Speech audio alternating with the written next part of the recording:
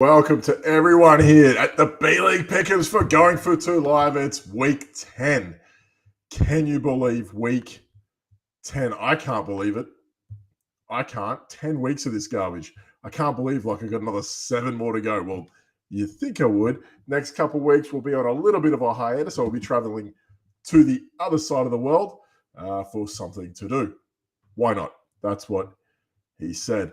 Welcome to week 10 of the B-League Pick'ems. Again, brought to you by Going for Two Live. We're here. We're going for that. Let's get the housework done and out of the way. As always, come to our growing Discord. Our Discord is freaking amazing. We got everything you want over there. It's phenomenal. Get every sort of bracket that you're looking for. Start sits. You can get dynasty questions, all that sort of stuff. Find out when every one of our shows goes live. You can head over to that. Our Discord, go find us at goingfor2.com. It will be worth your time. As always, subscribe on YouTube, hit the alert button, and find out when all these shows go off. That's what you really want to do. Come join us, come hang out, have all the fun in the world. And as always, this is an underdog show, right? We're talking about underdog props. That's what we're doing here.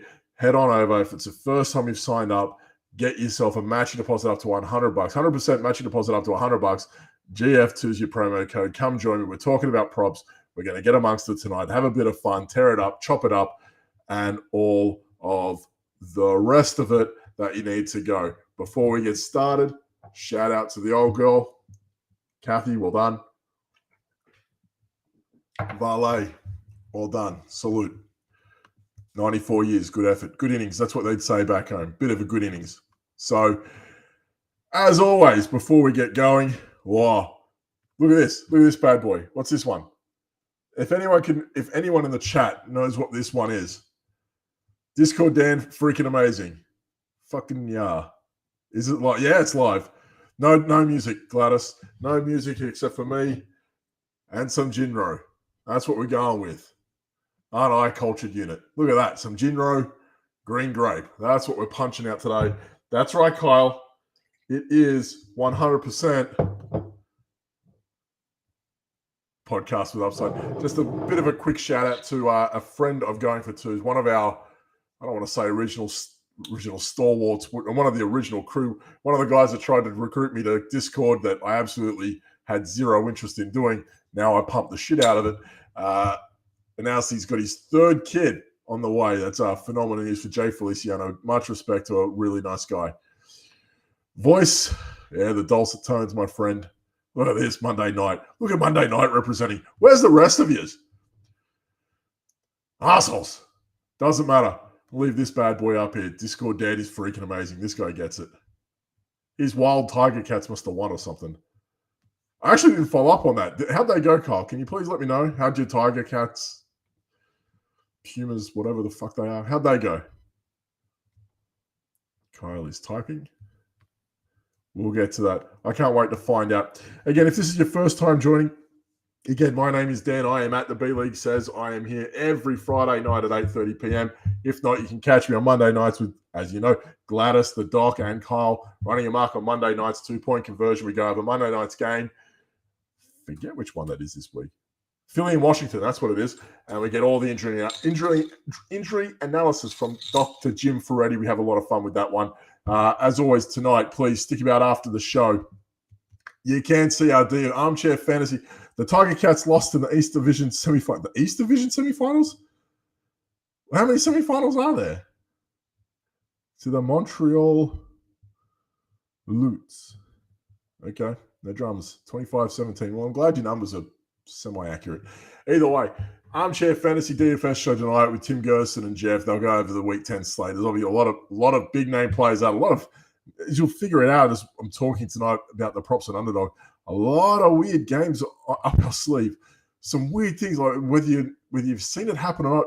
Underdog to this point still haven't released any odds for the Rams-Cardinals game. Kyler Murray's going to be a game-time decision. We still don't know about Matt Stafford. It could be anything.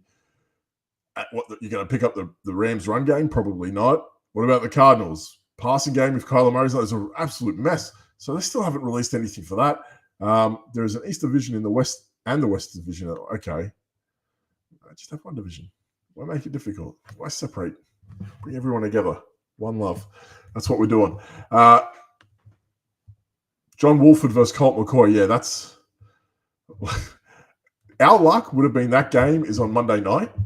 So I'm very glad that it's not my problem.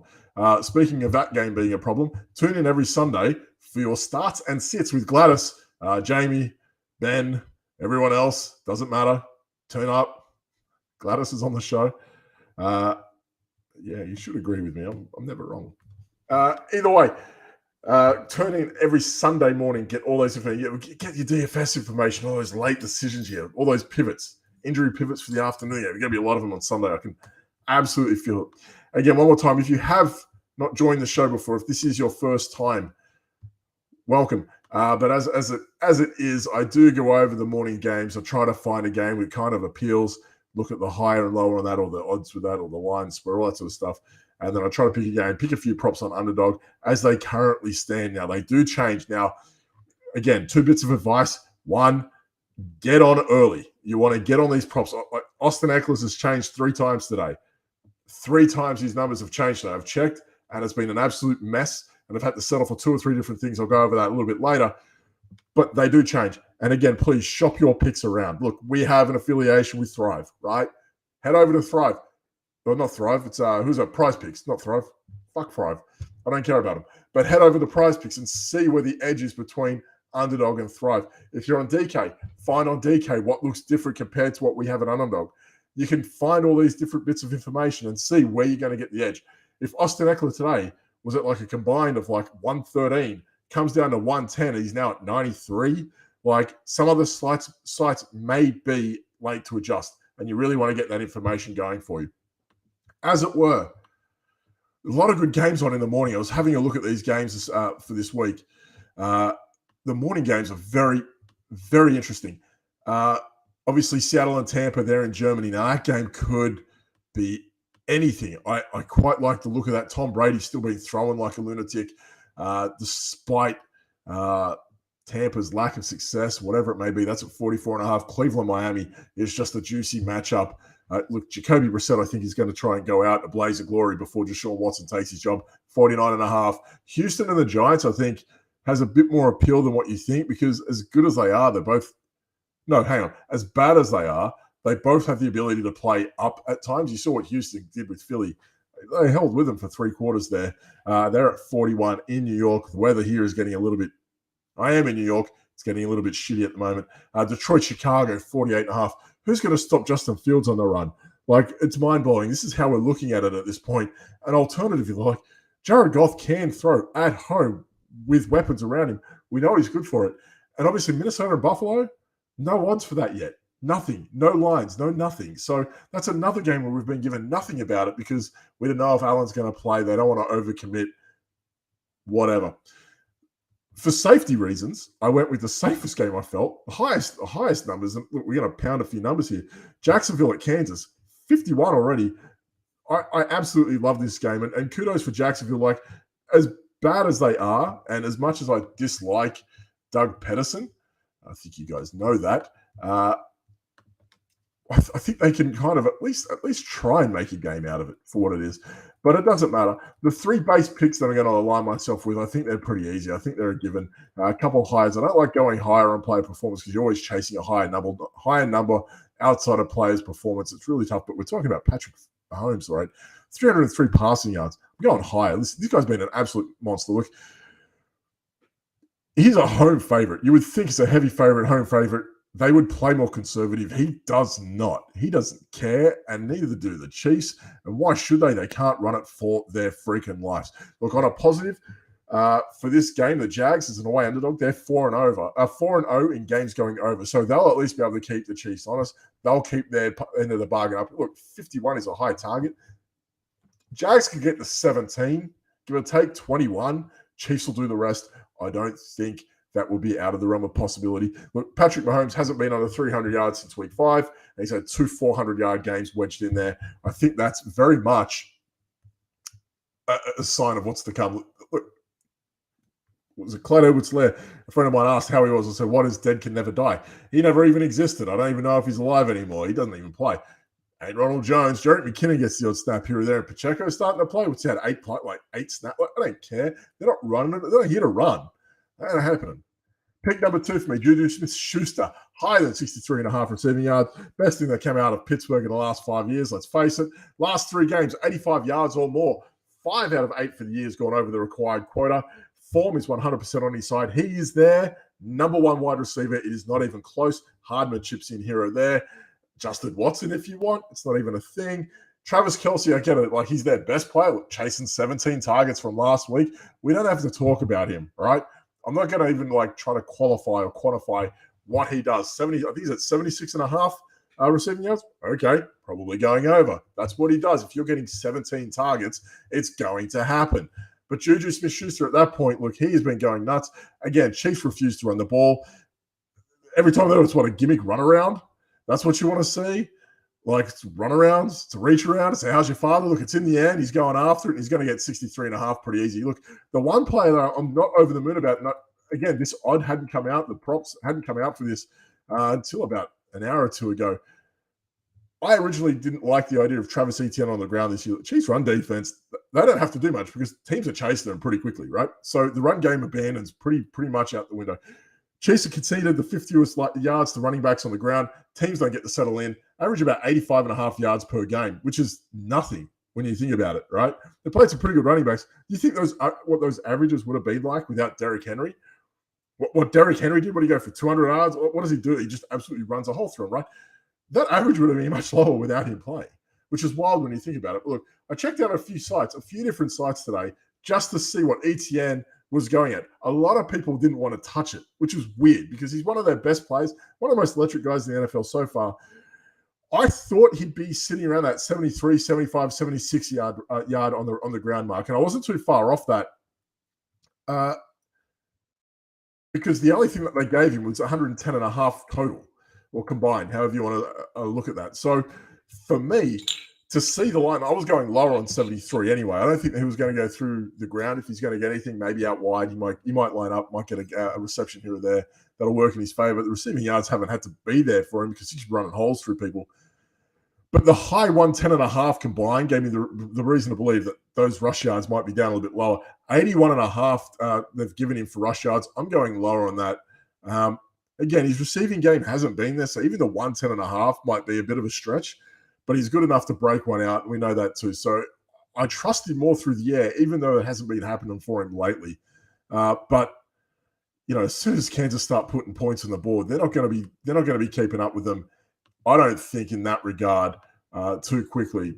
I don't think anyone really thinks that either. So it's interesting in that regard, in my opinion. Let me check a few of these things out. This year, we got the 2 best teams playing in the West Final this week instead of potentially the Grey Cup. Don't know what that is. I really screwed up, huh? Thrive. Jeff, he's signing us up to all these different betting sites. I can't keep up. I'm glad I'm just stuck with Underdog. It's so much easier. Thrive, No House Advantage, Prize Picks. I can't keep up. I'm not going to lie to you. That's why I'm glad that I only have to read out one promo. Again, GF2, 100% matching deposit up to $100 on underdog.com. Get amongst it. Either way, it's been very hard to keep up with those sorts of things, just like wheeling and dealing. Grey Cup, CFL Super Bowl. Nice. Not the most appealing name, the Grey Cup. Kind of boring, really. It's a Grey Cup. Not the Gold Cup. Not the Rainbow Cup. The Grey Cup. Congratulations, Canada. You ruined happiness. Very good. Again, I like to give a couple alternate picks in the morning. I'm sorry, Kyle. I'm sure Canada's lovely. My Commonwealth buddy. Either way. I like to give a couple alternate lines in the morning picks. I found a couple that were kind of interesting. I love this one because who doesn't like picking on kickers? Graham Gano versus Houston. Higher than 1.5 field goals. Look, the Giants, as good as they are on the ground, suck through the air. I'm not going to bank on them just to go ham on.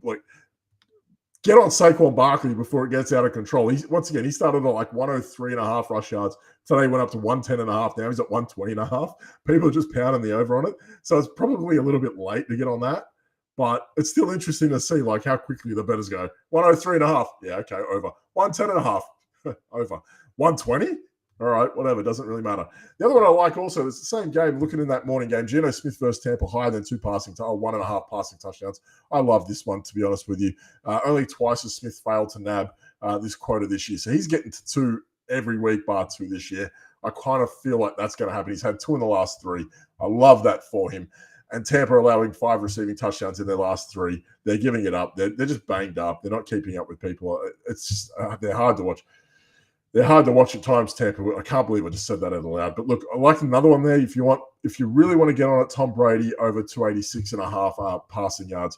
He has the tendency to go nuts anyway. Passing attempts up around that 35, 38 mark anyway. The guy's been going absolutely bonkers. Oh, he's got something to play for, I guess. It's not his family. Either way, let's kick on into the afternoon games. Now, you want to talk about a shitfest. The Colts and Raiders. Colts were dropping players everywhere. They've dropped Jonathan Abram, Blake Martinez retires. They've thrown Waller and Renfro on the IR.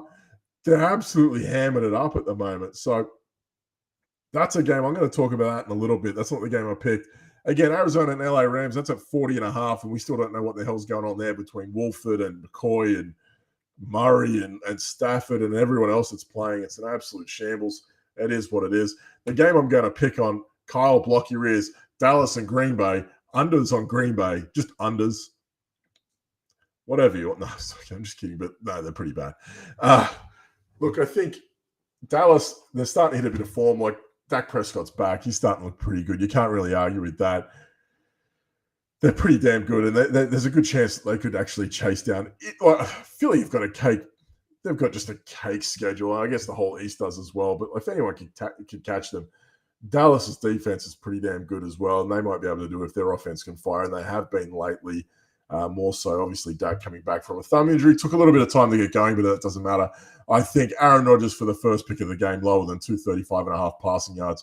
Look, all well and good to have 290 in a back-and-forth game against Detroit when you didn't really go fourth. Very good. Dallas won't allow such luxury. Dallas is going to absolutely smash this guy. If there was a prop I could find for sacks, I'd take you over 10. He's going to get hurt. I saw someone today. He needs to play like MVP Aaron Rodgers. That dude, he lost him in a canyon in like New Mexico. He's gone. Like MVP Aaron Rodgers is gone. You got to get it's done. He's cooked. All right, he's done. He's somewhere else right now. He's in Peru, climbing and smoking peyote. He ain't here no more. He's just trying to get by. So 235.5. You think on a cold game up in Dallas, up in Wisconsin against Dallas, who's going to try and take his head off? Yeah, he's going to do it. No, he's not. There you go. Big thumbs down. No, he's not. He don't care. He's got no one around. Aaron Jones has come back after his foot's been in a booth. Get out of here. Christian Watson concussion. Get out of here. Sammy Watkins, get out of here. Romeo Doubs, get out of here. Alan Lazard's going to have 50 receiving yards. That's what you're banking on. Very good. They're going to get there. Robert Tonyan, 48. That's like a career high for that guy. Yeah, he's going to get there. He's going to get – those guys are going to wheel this guy to 235.5 against Dallas. I don't fucking think so. Pardon my language. He ain't going to do it. Garbage. Basura. Caliente. There you go. Speaking of players that are going to do us a favor, Dak Prescott lower than 32.5 pass attempts. Do you know why? Because he's not going to have to. He's not going to have to. This game's going to be over in three-quarter time. They're going to throw Cooper Rush back in and they're going to go home. Go to Nick and Sam's, punch out a steak. That's what they're going to do. They're not even going to wait for the flight. They're going to run home. They're going to have so much energy after this game, they're going to run home for a steak. From Wisconsin to Dallas, because that's how easy this is going to be for them this week. Ridiculous. Look, feels like a very safe game for the boys this week. Turnovers, that's happening. Short yards, that's happening. Pound of ground on the ground against a team that's given up the third most yards on the ground to running backs, that's happening. You ain't going to have to do the work. Literally going to palm it off. Let's go. They're going to bring back Bo Scarborough for this game. That's what's going to happen. I could see it. Ridiculous. A couple passing TDs. I don't mind over 1.5 this week. I don't mind it if you want to go on that route. You can do it. But this will be more of a game of not how good Dallas are, but how bad Green Bay is. I am sorry, Kyle. Speaking of the one bright spot, I just mentioned his name, Robert Tonyan. We're going higher than 3 receptions. Very good. Very good. This one feels kind of gross, but, it is. The reality is you got no one left to throw it to. What? Okay, Randall Cobb. He's not there again. Okay, what about Watkins? No. What about Amari Rodgers? Already ruled out. Well, who they got? Toure. Great.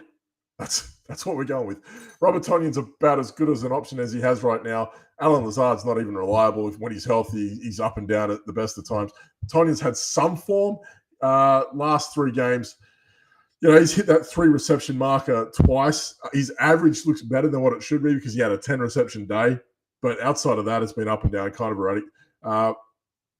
His average is about 5 in his last 5. But again, that 10-yard game just blows everything up. It makes everything look better. It's like Dan after a few gin rows. Cheers. But it is what it is. I absolutely have no faith in the Green Bay Packers right now. And I don't think you should either. The afternoon games, I'm going to have to drink to talk about this one. Cheers. The afternoon games, considering that we don't have any props ready for the Cardinals and Rams, I have to talk about the Colts and Raiders. Good Lord. I don't know how. And that, my friend, is how you rant. I'm sorry. I'm actually starting Toure in our Dynasty League. I beat Doc in the Fab bid.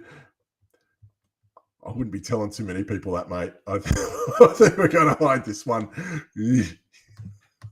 There's things that you want to tell the world. That's not one of them. Either way, we have to talk about the Raiders and Colts, and I really wish we didn't have to. But again, I like to give a couple alternates for the game, and yeah, this is where I am at. So, not that I'm trying to get cute with these picks, but I'm just trying to keep myself stimulated because, my God, it's very hard to just even want to look at them. But either way, Davante Adams higher than 6.5 receptions. Look, I hate this game more than anybody. I think that's clear. But the reality is we're likely to be invested in this game in just really 2 plays. Like we can kind of say Jonathan Taylor, but his health's been up and down. If you want to convince yourself about Michael Pittman, I can't get into Michael Pittman with this Sam Ehlinger. It's just, I don't want to convince myself I'm going to pick on Pittman for a couple of like half-assed stats and go, yeah, this is going to work. I just won't. The 2 most reliable players in this game, it's not even Derek Carr. It's Josh Jacobs and Davante Adams. Waller's out, Renfro's out. I'm not going to go to Matt Collins. This isn't happening. So, look, Indy pass rush is pretty good. They're about to put Shaq Leonard on the IR for the year. He's about done. So, look, I think you're looking at Buckner, Grover, Pay. You've got a couple of guys that like to get the quarterback quick. I think Carr's going to want to get rid of that ball pretty quick. So I think a lot of short passes. Davante Adams is going to be on the cards. I like the idea of that a lot. Volume, frequently, often. I can see that for Adams. So whether the yards are there or not, I think he was at like 88.5, 89.5 when I looked this morning. That seemed a bit aggressive because he has the ability to go get 7 receptions and have 12 yards. We've seen it early this year. Or he can have like 8 receptions for 150. So the volatility there is too high. So I personally would like to think, okay, well, the volume's there regardless. The yards might be erratic, but I can still bank on the volume. 6.5 receptions for a guy like Davante Adams. It should be able to be done in his sleep. And you look at it like, okay, the Titans have some pretty good the Colts have some really good pass catching stats. But look, you got to also understand, they played the Titans like twice. They don't throw the ball to anybody. Literally, they don't throw it to anybody ever. Because they don't want to, because they can't, and they suck. They're like the Packers of the AFC South. Look, they've also played like the Texans. They've played Washington, Denver, Houston. They've played teams that aren't predominantly good at this passing business this year. It's just not happening. And they've been bypassing the ideal of being in shootouts because of it. Also, they haven't had to because Matt Ryan can't pass the ball. They're not having to chase teams because they can't. It's not happening. Teams aren't having to run away with it. They don't have to. It's pretty easy at this point. Colts are bad. That's all it is. The other one I like this week, again, I spoke about it, Josh Jacobs. Look, I think the way to exploit the Colts a little bit, the Colts are currently giving up the 6th most receiving yards to running backs. It's a little bit of an odd one, around 45 a game. Now, I understand that the problem with that could be Amir Abdullah. That's also a thing that could happen. Or Zamir White, I don't even think he's been doing too much. I haven't seen his name too much.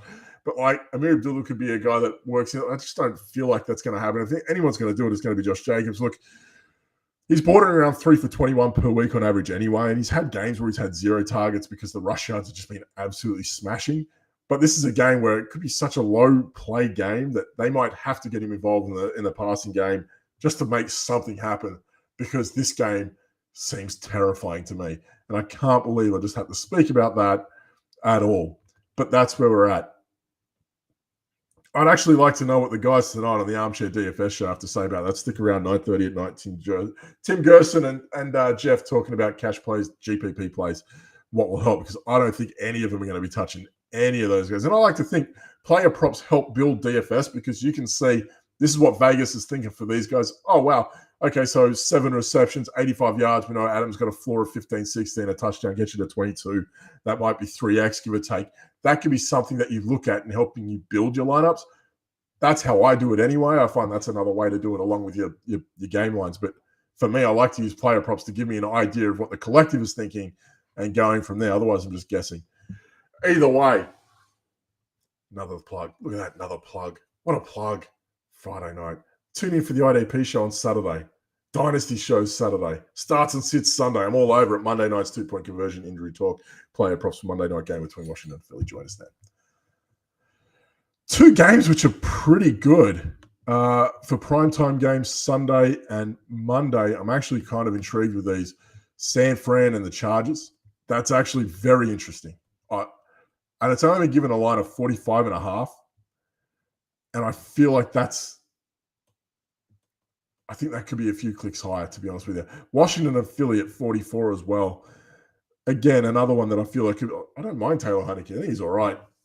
He's at least got the balls to go after it. Carson Wentz doesn't really, to be honest with you. So I'm kind of interested to see how Heinicke takes this one to Philly again. He played him last year. He did all right.